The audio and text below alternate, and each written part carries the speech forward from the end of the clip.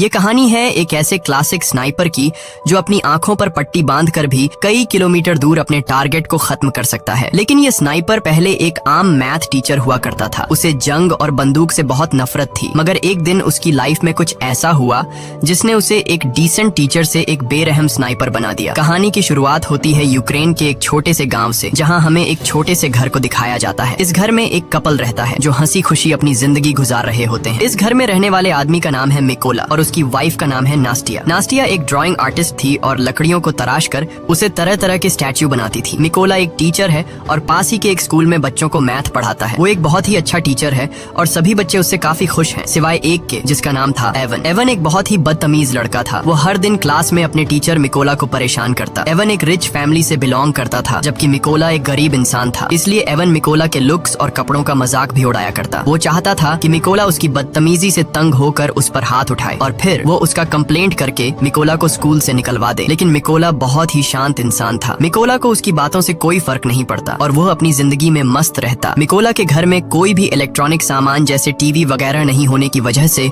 उसे दुनिया की खबर नहीं मिल पाती थी। एक दिन जब मिकोला अपने स्कूल में था, तब उसने टीवी पर एक खबर सुनी कि रशिया ने यूक्रेन पर हमला कर दिया है, जिसमें बहुत से सोल्जर्स मारे गए हैं और रशिया ने यूक्रेन की बहुत सी जगहों पर कब्जा कर लिया है। शाम को जब मिकोला अपने घर आया तो उसे यह बात पता लगी कि उसकी वाइफ प्रेग्नेंट है। ये जानकर उसे बहुत खुशी हुई क्योंकि अब मिकोला फादर बनने वाला था। इन दोनों ने मिलकर इस खुशी को सेलिब्रेट किया। अगले दिन मिकोला अपनी वाइफ को बाय बोलकर स्कूल की तरफ बच्चों को पढ़ाने के लिए अपनी साइकिल पर निकल पड़ा। लेकिन जब वो रास्ते में था तब उसने दो सोल्जर्स को देखा जो सिगरेट जलाकर एक अलग सी वर्दी पहनकर खड़े थे। वो वर्दी किसी यूक्रेनियन सोल्जर्स की बिल्कुल भी नहीं थी, जिससे देखकर उसे कुछ अजीब लगा। लेकिन मिकोला ने सोचा कि शायद सरकार ने सोल्जर्स की वर्दी को चेंज कर दी हो, इसीलिए मिकोला ने उस पर ज्यादा ध्यान नहीं दिया और जल्दी से अपने स्कूल पहुंचा। लेकिन जब वो स्कूल के अंदर आया तो उसने देखा कि पूरा का पूरा स्कूल खाली पड़ा है। कोई एक बच्चा भी स्कूल में नहीं आया। ये देखकर उसे गड़बड़ महसूस हुई। तभी उसने टीवी पर न्यूज देखा जिसमें बताया जा रहा था कि रशिया के सोल्जर्स यूक्रेन पर कब्जा करने के लिए यूक्रेन में घुस चुके हैं। और अब उसे एहसास हुआ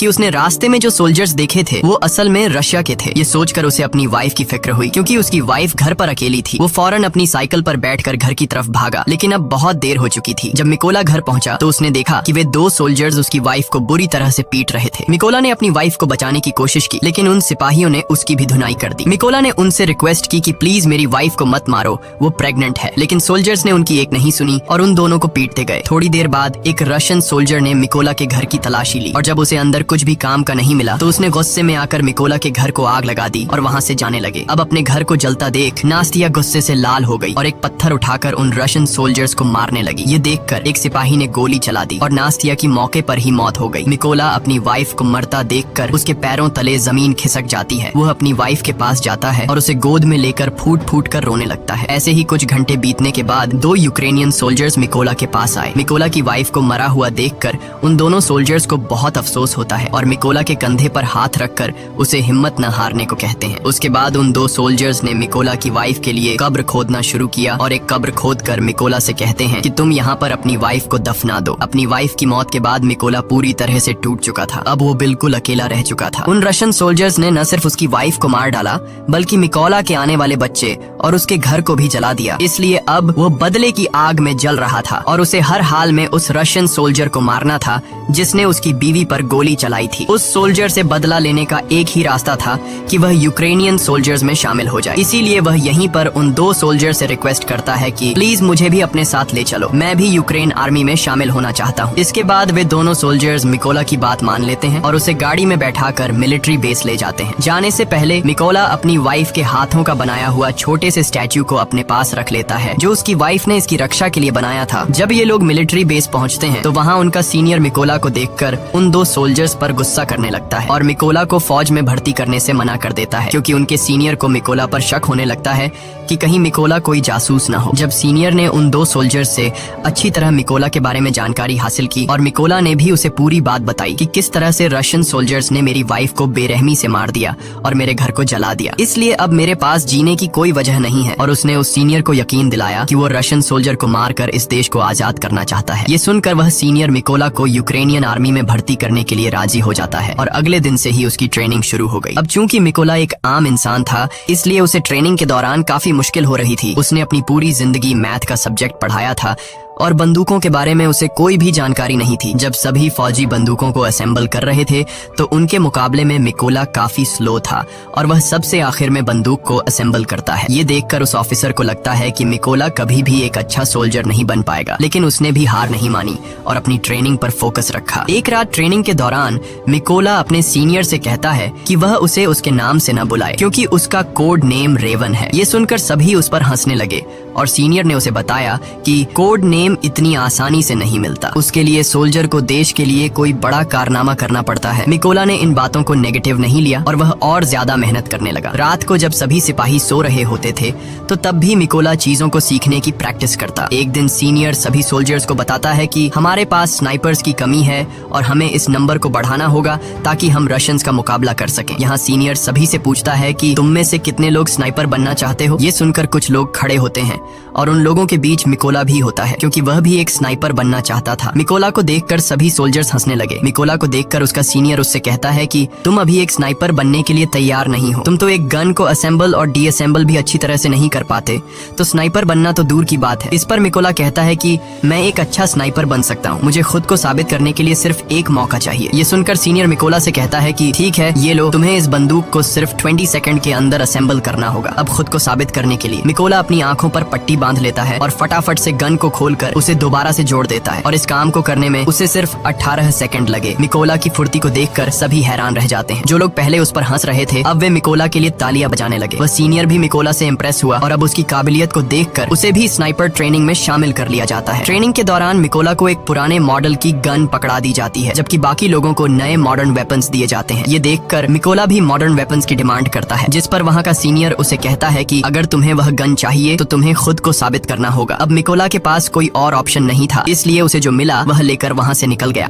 ट्रेनिंग के दौरान सीनियर सबको बताता है कि एक स्नाइपर के सामने चाहे कोई भी सिचुएशन क्यों ना आ जाए, लेकिन वो अपनी जगह से 1 इंच भी नहीं हिलता और अपने टारगेट पर निशाना बनाकर रखता है। इसकी प्रैक्टिस के लिए सीनियर सभी के पास गोलियां चलाता है और जो भी स्नाइपर अपनी पोजीशन से हिलता है उसे इस ट्रेनिंग से बाहर कर दिया जाता है। लेकिन जब मिकोला की बारी आती है तो वो अपनी जगह से जरा भी नहीं हिलता और अपना निशाना बनाकर रखता है और इस तरह से मिकोला इस ट्रेनिंग में पास हो जाता है। अगली ट्रेनिंग में स्नाइपर को उनका टारगेट सिर्फ एक बार दिखाया जाता है और फिर उनकी आंखों को ब्लैक बोर्ड से ढक दिया जाता है। इस दौरान उन्हें अंदाजा लगाकर अपने टारगेट को शूट करना होता है। बाकी सोल्जर्स में से कुछ सोल्जर इस टेस्ट को पास कर लेते हैं, लेकिन जब मिकोला की बारी आती है तो उसका निशाना थोड़ा सा चूक जाता है और मिकोला इस टेस्ट में फेल हो जाता है क्योंकि उसके पास जो बंदूक थी वह काफी पुरानी थी और उससे बिल्कुल परफेक्ट निशाना लगाना बहुत मुश्किल था। मगर सबको पता था कि अगर मिकोला को नई बंदूक दी जाती तो वह निशाना बिल्कुल परफेक्ट लगा लेता। अगली ट्रेनिंग उन स्नाइपर्स के लिए और मुश्किल थी क्योंकि उन्हें फ्लेयर की रोशनी में अपने टारगेट को शूट करना था और वह भी रात के अंधेरे में। यहाँ सीनियर ने फ्लेयर छोड़ी और सभी ने अपना निशाना लगाया, लेकिन कोई भी टारगेट को हिट नहीं कर सका। बाकी सबने तो गोली चला दी थी। अब यहाँ सिर्फ मिकोला ने गोली नहीं चलाई। वो समझ जाता है कि फ्लेयर की रोशनी में डायरेक्ट निशाना लगाना पॉसिबल नहीं है, इसलिए जब सीनियर ने फ्लेयर छोड़ा था तो उसने गोली चलाने के बजाय फ्लेयर की रोशनी में अपने टारगेट की दूरी का अंदाजा लगाया और अपनी मैथ की नॉलेज को यूज करके एक परफेक्ट शॉट मारा। ये देखकर उसका सीनियर और बाकी सोल्जर्स हैरान रह गए। ये टास्क आज तक किसी ने भी कंप्लीट नहीं किया था, सिर्फ मिकोला ने कर दिखाया। सीनियर मिकोला से काफी इम्प्रेस हुआ और उसे उसका मनचाहा कोड नेम रेवन दे दिया। ऐसे ही दिन बीतते गए और मिकोला जी जान से अपनी ट्रेनिंग में लगा रहा और फाइनली वह दिन भी आ गया जब उनकी ट्रेनिंग का रिजल्ट आने वाला था। यहाँ कर्नल ने मिकोला को सल्यूट किया और उसे बताया कि उसने इस टेस्ट को पास कर लिया है। थोड़े दिनों बाद कर्नल मिकोला के पास आता है और उससे कहता है कि वह अपना सामान पैक कर ले क्योंकि उन्हें एक मिशन पर जाना है। खबर आई है कि कुछ रशियन सोल्जर्स ने एक चेक पोस्ट पर कब्जा कर लिया है और यहाँ से असली कहानी शुरू हुई। जल्दी मिकोला की टीम इस लोकेशन पर पहुँच गई और अपना निशाना लगाकर बैठ गई और अभी यह लोग उन रशियन सैनिकों को मारने ही वाले थे कि तभी उन्हें दूर एक गाड़ी दिखाई दी जो चेक पोस्ट की तरफ बढ़ती जा रही थी, जिसकी वजह से कर्नल सबको शूट न करने के लिए बोलता है। उधर रशियन सैनिकों ने गाड़ी को रोक लिया और अंदर मौजूद लोगों से बाहर आने को कहा। उन्होंने उनके पासपोर्ट्स को चेक किया और पूरी गाड़ी की भी तलाशी ली और जब सब ठीक रहा तो उन सैनिकों ने उन्हें जाने की परमिशन दे दी, लेकिन उनके पासपोर्ट्स को अपने पास रख लिया। जब उन लोगों ने पासपोर्ट वापस मांगा तो उन सैनिकों ने उन्हें खूब मारा। यह सब देखकर कर्नल ने अपने सैनिकों को फायर करने का ऑर्डर दिया तो एक ही झटके में सभी स्नाइपर्स अपने अपने टारगेट्स को निपटा देते हैं और इस तरह से उनका पहला मिशन कंप्लीट हुआ। मिशन के बाद जब सभी बेस पर लौटे तो मिकोला ने देखा कि उसके बहुत से साथी बेस पर मौजूद नहीं हैं। वो परेशान हुआ कि आखिर सब कहाँ चले गए। जब उसने पूछा कि मेरे बाकी साथी कहाँ हैं तो उसे बताया गया कि उसके बाकी साथियों को एक दूसरे मिशन पर भेजा गया है। अगले दिन मिकोला को खबर लगी कि जिस मिशन पर उसके साथी गए थे उस मिशन के दौरान उसके बहुत से साथी मारे गए हैं और उन सभी लोगों को एक रशियन स्नाइपर ने मारा है। उस स्नाइपर का नाम सीरी था और वह रशिया का सबसे बेहतरीन स्नाइपर था। ऐसे ही कुछ दिन बीत गए और मिकोला अपने साथियों के साथ अपने अगले मिशन पर निकल गया। लोकेशन पर पहुंचकर उन्होंने चारों तरफ माइंस बिछा दी और अपनी पोजीशन लेकर बैठ गए। थोड़ी देर बाद रशियन सैनिक वहां पहुंच गए और उन सैनिकों के साथ एवन भी था। एवन वही लड़का था जो स्कूल में मिकोला को परेशान किया करता था और अब उसने रशियन आर्मी ज्वाइन कर ली थी। लेकिन जैसे ही कर्नल शूट करने का ऑर्डर देता है तब मिकोला थोड़ा सा घबरा गया क्योंकि वह अपने स्टूडेंट को नहीं मारना चाहता था। लेकिन फिर मिकोला अपने जज्बात को साइड पर रखकर वहां रखे लैंड माइंस को शूट करता है तो वहां एक जोरदार धमाका होता है जिससे इवन समेत सभी रशियन सोल्जर्स मारे जाते हैं। सब कुछ कंट्रोल होने के बाद कर्नल गुस्से में मिकोला से पूछता है कि जब मैंने शूट करने का ऑर्डर दिया तो तुम क्या सोच रहे थे? जिस पर मिकोला जवाब देता है कि उन रशियन सोल्जर्स में मेरा एक स्टूडेंट भी था, मैं उसे नहीं मारना चाहता था। यहाँ कर्नल ने मिकोला को समझाया कि उसे इवन की मौत का जरा भी दुख नहीं होना चाहिए क्योंकि यहाँ वो तुम्हारा स्टूडेंट नहीं बल्कि तुम्हारा दुश्मन था और रशियन आर्मी को ज्वाइन करना इवन का अपना फैसला था, इसलिए तुम्हें उसके लिए बुरा मानने की जरूरत नहीं। मिशन पूरा करके ये सभी अपने बेस कैंप पर लौट आए। कर्नल को मिकोला पर पूरा भरोसा था, वो अपना ज्यादातर वक्त मिकोला के साथ बिताता था। यहाँ कर्नल ने मिकोला को अपनी फैमिली फोटो दिखाई और उससे बताया कि उसकी फैमिली में 3 लोग हैं। उसकी दोनों बेटियां इस बात से अनजान हैं कि उनके पिता एक सोल्जर हैं। मैंने उन्हें बताया है कि मैं बिजनेस करता हूँ और मेरी वाइफ ने भी आज तक मेरे बारे में बच्चों को नहीं बताया कि मैं एक सोल्जर हूँ। यहाँ मिकोला ने भी कर्नल को अपनी पूरी कहानी बताई कि किस बेदर्दी से रशियन सैनिकों ने उसकी वाइफ को मार डाला। इस दौरान मिकोला काफी इमोशनल भी हो गया लेकिन कर्नल ने उसे संभाल लिया। अगली सुबह ये सभी अपने अगले मिशन पर निकल गए। ये मिशन काफी इम्पोर्टेंट था क्योंकि उन्हें खबर मिली थी कि रशियन सोल्जर्स का एक ग्रुप उस रास्ते से गुजरने वाला है। कर्नल और मिकोला जल्दी से लोकेशन पर पहुंचे और अपनी पोजीशन लेकर बैठ गए। थोड़ी देर बाद उन्हें 2 रशियन सैनिक दिखे जो अपनी बाकी की टीम का इंतजार कर रहे थे। यहाँ मिकोला ये नोटिस करता है कि उनमें से एक सैनिक वो है जिसने उसकी वाइफ को गोली मारी थी और वो मिकोला के ठीक निशाने पर था। यहाँ मिकोला ने गोली चलाने की परमिशन मांगी पर कर्नल ने ऐसा करने से मना कर दिया। अब मिकोला गुस्से से लाल हो रहा था क्योंकि सामने खड़े सोल्जर ने उसकी वाइफ को मारा था और उसने आर्मी को ज्वाइन भी इसलिए किया था ताकि वो अपनी वाइफ का बदला ले सके। इसलिए उसने दोबारा से फायर करने की परमिशन मांगी पर एक बार फिर कर्नल ने ऐसा करने से मना कर दिया। लेकिन अब मिकोला अपने जज्बात पर काबू नहीं रख पाया और उसने गोली चला दी। गोली लगने से उस सोल्जर की तुरंत मौत हो गई। लेकिन बुरी बात ये थी कि रशियन सोल्जर्स को उनकी लोकेशन का पता चल गया। कर्नल मिकोला से कहता है ये तुमने क्या कर दिया? लेकिन सबसे बुरी बात ये थी कि रशिया का सबसे खतरनाक स्नाइपर जिसका नाम सीरी था वो भी अपनी पोजीशन लेकर बैठा हुआ था और अब उसे भी उनकी लोकेशन का पता लग गया था। कर्नल भी ये बात जानता था कि सीरी पास ही है, इसलिए वो सीरी की तलाश करने लगा। लेकिन इससे पहले कि वो उसकी लोकेशन को जानता सीरी ने उसे एक हेडशॉट दे दिया और कर्नल की मौके पर ही मौत हो गई। अब मिकोला को समझ आया कि उसने कितनी बड़ी गलती कर दी है। उसकी गलती की वजह से कर्नल की जान चली गई। मिकोला को पता लगा कि रशियंस को उनकी लोकेशन का पता लग चुका है। उधर रशियन सोल्जर्स ने भी मिकोला के ऊपर जोरदार फायरिंग और बमबारी शुरू कर दी। अब बिगड़ते हालात को देखते हुए मिकोला ने पीछे हटने का फैसला किया। उसने कर्नल की बॉडी उठाई और अपनी पोजीशन से पीछे आने लगा। जल्दी वो दुश्मनों के इलाके से बाहर आ गया और सीधा अपने बेस पर पहुंचा। मिकोला को कर्नल की मौत का काफी अफसोस था और वो खुद को उसका जिम्मेदार ठहरा रहा था। यहाँ उसने कसम खाई कि वो सीरी को जान से मार देगा और कर्नल की मौत का बदला लेगा। जल्दी मिकोला को 2 रशियन स्नाइपर्स की खबर मिली और वो फौरन अपने अगले मिशन पर निकल गया। वो अपनी लोकेशन पर पहुंचा और अपना निशाना लगाकर बैठ गया। जल्द ही उसने स्नाइपर को मार गिराया पर उस स्नाइपर को मारते दौरान एक दूसरे स्नाइपर ने मिकोला को बाजू पर गोली मार दी थी। लेकिन उसने हार नहीं मानी और जैसे तैसे करके उस दूसरे स्नाइपर को भी मार गिराया। अब चूंकि वो काफी घायल था इसलिए वो एक सीक्रेट बेस पर चला गया और अपनी बॉडी को थोड़ा आराम देने लगा। इस दौरान उसे आर्मी के मेजर का कॉल आया और उसने मिकोला को बताया कि हमने उस स्नाइपर का पता लगा लिया है जिसने कर्नल को मारा था। उसके बाद मिकोला अपने बेस पर पहुंचा और यहाँ मेजर सभी को स्नाइपर के बारे में बताने लगा। मेजर बताता है कि उस स्नाइपर का नाम सीरी है और वो रशिया का सबसे बेहतरीन स्नाइपर है।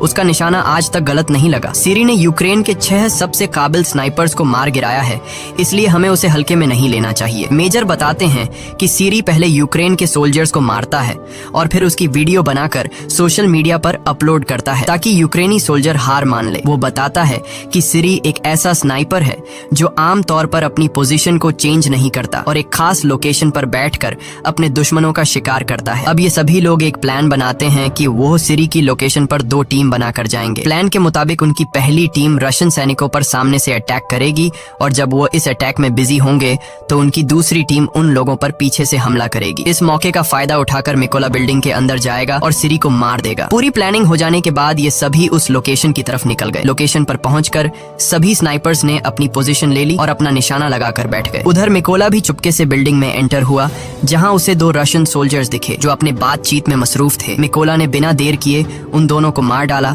और बिल्डिंग में आगे बढ़ गया। इसके बाद उसने प्लान के मुताबिक अपनी टीम को सिग्नल दिया और सिग्नल के मिलते ही यहाँ बैठे स्नाइपर्स ने सभी सोल्जर्स को मार डाला। उधर सिरी ने ये नोटिस किया कि उसका कोई भी साथी उसे रिपोर्ट नहीं कर रहा है। उसे कुछ गड़बड़ महसूस हुई, इसलिए वो बिल्डिंग के छत पर चला गया जहाँ पहले से रशा का एक स्नाइपर मौजूद था। लेकिन ऊपर जाकर जब उसने स्नाइपर को देखा तो वो स्नाइपर मर चुका था। ये देखकर उसके दिल में घबराहट बढ़ने लगी और अब सिरी को एहसास हुआ कि यूक्रेन के सोल्जर्स ने उसे चारों तरफ से घेर लिया है। उसने अपने बेस पर बैकअप के लिए कांटेक्ट किया, लेकिन बैकअप टीम को उस तक पहुंचने में अभी 10 मिनट और लगने वाले थे। ये सुनकर वो फटाफट से अपनी पोजीशन पर आया और यूक्रेनी सैनिकों को ढूंढने लगा। लेकिन तभी उसने सामने टेबल पर रखा एक छोटा सा स्टैच्यू देखा, जो असल में उसके बाहर जाने के बाद मिकोला ने रखा था, जो उसे उसकी वाइफ ने दिया था। अभी सिरी कुछ सोच पाता कि तभी मिकोला ने उस पर हमला कर दिया और उसे चाकू मार मार कर उसकी जान ले ली। लेकिन इस हाथापाई के चलते बिल्डिंग में मौजूद दूसरा स्नाइपर थोड़ा अलर्ट हो गया, लेकिन अभी वो कुछ कर पाता उससे पहले मिकोला ने उसके पास से ग्रेनेड फेंक दिया और उस धमाके में ये आखिरी स्नाइपर भी मारा गया। थोड़ी देर बाद सिरी की बुलाई बैकअप टीम भी बिल्डिंग तक पहुंच गई, लेकिन वो इस बात से अनजान थे कि सिरी अब मर चुका है। इसीलिए जब उन्होंने सिरी को कॉल किया तो कॉल उधर मिकोला ने उठाया और उनसे कहा कि वो सभी मरने वाले हैं, और इतना कहकर उसने ट्रक के ड्राइवर को शूट कर दिया। अब गोली चलते ही रशियन सोल्जर्स में हलचल मच गई और वो सभी ट्रक के बाहर कूद गए। लेकिन वो इस बात से अनजान थे कि यूक्रेनियन स्नाइपर्स उन पर घात लगाकर बैठे हुए थे। यहाँ यूक्रेनी सैनिकों ने जोरदार शूटिंग शुरू कर दी और एक एक रशियन को चुन चुन कर मारा। इस मिशन के थोड़े दिनों बाद निकोला अपनी वाइफ की कब्र पर गया, क्योंकि उसने उससे जो वादा किया था वो अब पूरा हो चुका है। उसने उन सभी लोगों को मार दिया है जिन्होंने उसकी वाइफ और कर्नल को मारा था। यहाँ मिकोला ने कसम खाई कि वो आखिरी दम तक अपने देश की सेवा करता रहेगा,